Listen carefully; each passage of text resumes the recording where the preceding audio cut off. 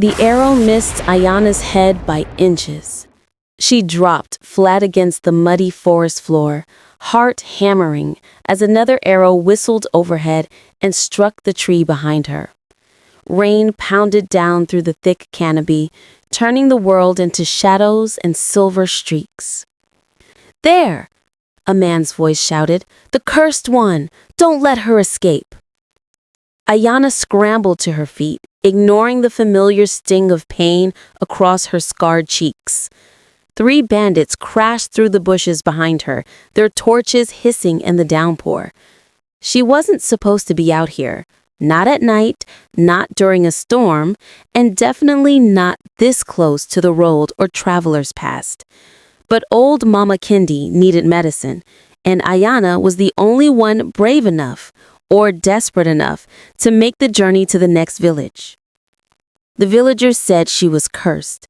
They said her face, ravaged by the mysterious illness that swept through Zandira 5 years ago, was a mark from angry spirits. They said anyone who crossed her path would suffer. And they were right. Ayana didn't understand it herself, but she'd seen it happen too many times to deny.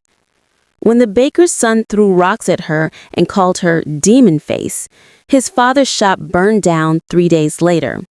When the chief's wife refused to let her draw water from the well, the woman's prized goats all died of a strange sickness. When the young hunters mocked her in the market square, one fell from a tree and broke his leg. Another lost his entire catch to wild dogs, and the third's wife left him for a trader from the coast. Bad luck followed her insults like thunder follows lightning. She broke through a curtain of vines and stumbled onto the main road, her cloth bag of medicine clutched tight against her chest. The bandits were gaining ground. She could hear their boots splashing through puddles, their angry shouts patting through the storm. Then she saw him. A man lay face down in the mud, his fine traveling cloak torn and bloodied. 2 more bandits stood over him, rifling through his belongings. One held a curved knife that gleamed even in the darkness. "Rich merchant looks like," the bandit with the knife said, laughing. "This ring alone will feed us for months." "Just kill him and let's go before the storm gets worse." Ayana should have run. She should have disappeared into the forest and let them finish their business. This wasn't her problem. She had enough enemies already. But something in her chest twisted hard when she saw the knife rise above the fallen man's back. "Stop!" The word tore from her throat before she could think. Hey, quick pause. If you're enjoying this story and want to see how it all unfolds, do me a huge favor and hit that subscribe button. I promise the next part is even crazier and you won't want to miss it. Plus, your support means everything and keeps these stories coming. Now, back to what happened next. All 4 bandits turned to stare at her. In the lightning flash, she saw their faces shift from surprise to recognition to fear. "It's the cursed girl," one whispered. "Don't be stupid," the man with the knife snarled, but his hand trembled slightly. "She's just a scarred village rat. Grab her, we'll ransom her back to—" Thunder exploded overhead, so loud it shook the ground. The nearest bandit screamed and pointed at the sky. A massive tree branch, torn loose by the wind, came crashing down directly onto the 2 men standing over the fallen stranger. They dove aside just in time, but the branch smashed their weapons and scattered their stolen goods across the muddy road. The other bandits stared at Ayana with wide, terrified eyes. "Witch!" one breathed. They ran, all of them, crashing back into the forest like demons were chasing them, leaving their torches and their spoils behind. Ayana stood frozen, rain streaming down her face, her heart trying to beat out of her chest. She hadn't done that. She couldn't control whatever dark thing followed her. Could she? A groan from the mud snapped her back to reality. The stranger was trying to sit up, one hand pressed against his ribs. His hood had fallen back, and in the dying torchlight, Ayana saw a young man's face, strong features, dark eyes, a thin scar along his jaw. Blood trickled from a cut on his forehead. "Are you hurt badly?" She knelt beside him, keeping her face turned slightly away out of habit. "I've had worse," he said, his voice rough with pain. "But thank you. You saved my life." He looked up at her fully, and she waited for it, the flinch, the gasp, the barely concealed disgust. It didn't come. He just studied her face with curious, intelligent eyes. "You're the one they fear, the girl from the stories?" "I didn't ask for the stories." Ayana pulled out a strip of cloth from her bag and pressed it against the cut on his head. "And I don't control whatever happens. It just happens." Convenient timing, though.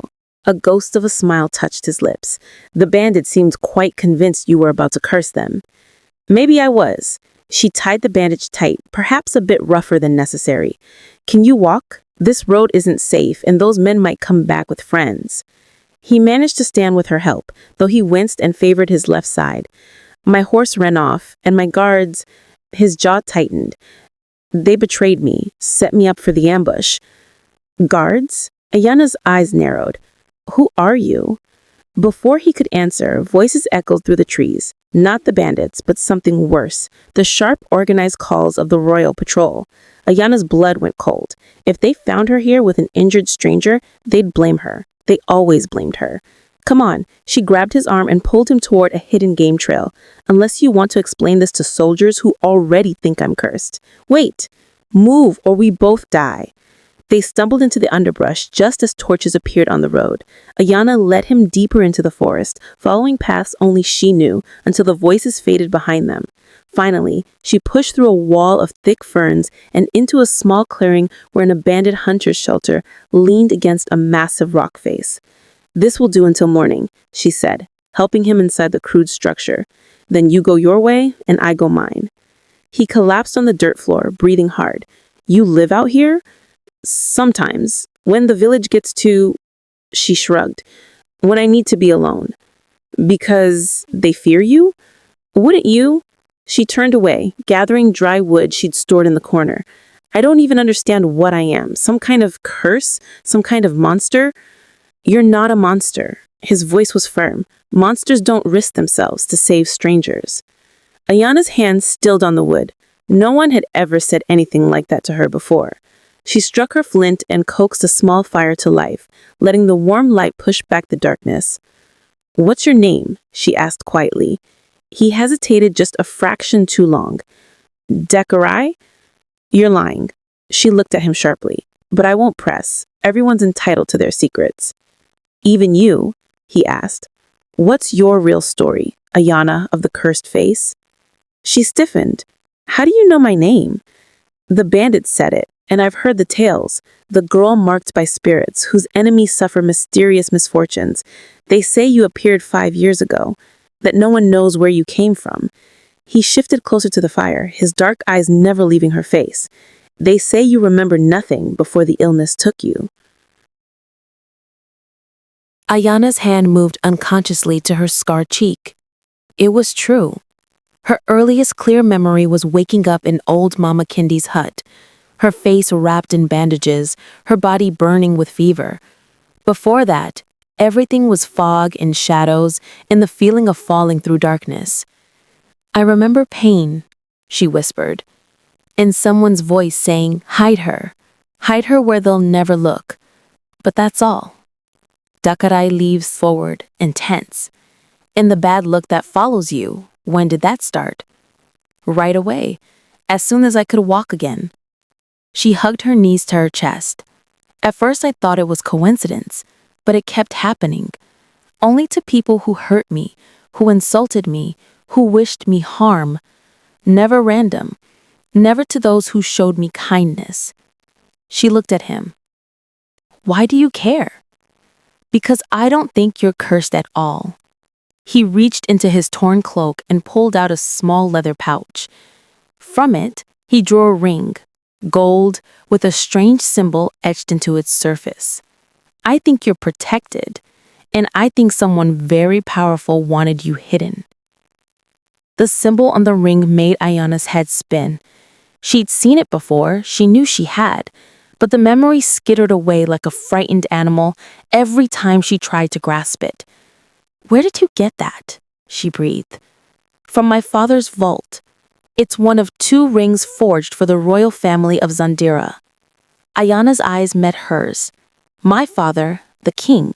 My name is Dakarai Mosi, crown prince of this realm. And I've been searching for you for 3 years. The shelter suddenly felt too small. Ayana scrambled backward until her shoulders hit the rock wall. That's impossible. Why would a prince search for me? Because 17 years ago, my father had a daughter from his first marriage, a baby girl named Zuri.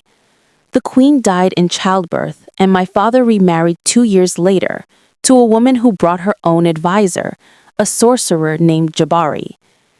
Dakarai's voice dropped. When I was 7, my baby sister vanished from her cradle. Everyone assumed she died, that an animal took her. But my father never believed it. He said Jabari wanted his own bloodline on the throne and had made the child disappear. What does this have to do with me? But even as Ayana asked, pieces were clicking together in her mind like a lock opening. 5 years ago, I overheard Jabari arguing with someone in the palace gardens. He said, "The spell is weakening. We need to reinforce it before she remembers." I started investigating.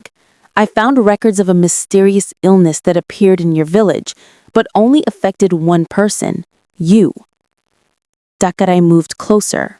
I think Jabari cursed you, changed your face, buried your memories, made you into someone the kingdom would fear and reject, because you're not just anyone, Ayana. Stop.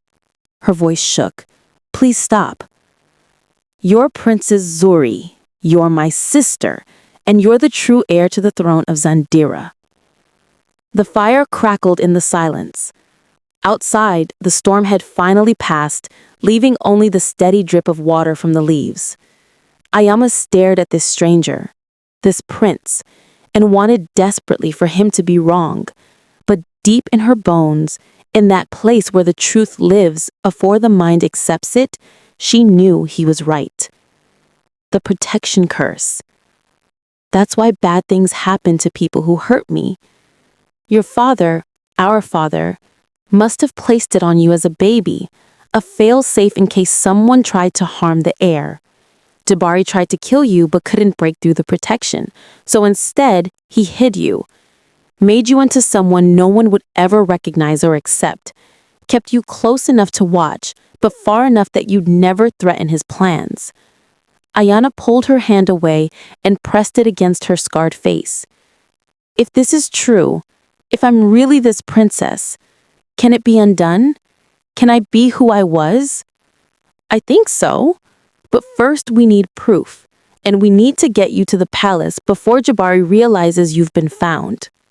He'll kill us both. Probably.